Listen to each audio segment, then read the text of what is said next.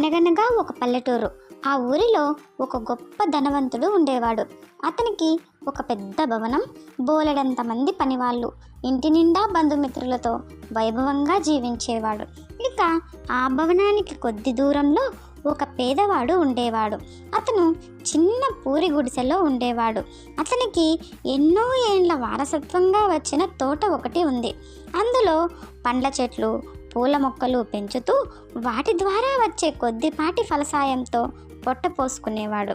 ఇక ధనికుడికి అంత ఆస్తి ఉన్నా ఆరోగ్యం లేకపోవడంతో కడుపు నిండా తినడానికి లేదు, కంటి నిండా నిద్రపోవడానికి నోచుకోలేదు. దాంతో అసంతృప్తితో బాధపడేవాడు.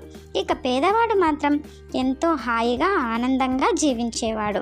అన్నీ ఉన్న తనకు లేని సంతోషం ఏమీ లేని ఆ పేదవాడికి ఎలా దక్కుతోందో తెలుసుకోవాలనుకున్నాడు ఆ ధనికుడు. దాంతో ఓ రోజు ధనికుడు పేదవాడి దగ్గరకు వెళ్ళి అతడి సంతోషానికి కారణమేంటో చెప్పమన్నాడు. ఇక పేదవాడు కష్టపడి పనిచేయటం, ఉన్నదానితో తృప్తి పడటమే తన ఆనందానికి కారణాలని చెప్పాడు ఆ పేదవాడు.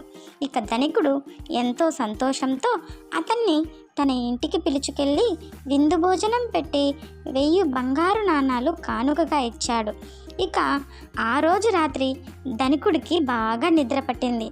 ఇక పేదవాడికి మాత్రం నిద్దురే కరువైంది. ఎందుకంటారా, ఇక తన దగ్గరున్న డబ్బుని ఎవరైనా దోచుకుపోతారేమోనన్న భయంతో పేదవానికి కునుకే కరువైంది.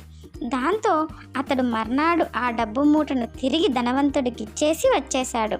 ఇక ఆ రోజు యథాప్రదంగా హాయిగా నిద్రపోయాడు. ఓకే ఫ్రెండ్స్, కథ నచ్చిందా? ప్లీజ్ లైక్ చేయండి, సబ్స్క్రైబ్ చేసుకోవడం మాత్రం మర్చిపోవద్దు. Thanks for watching, bye.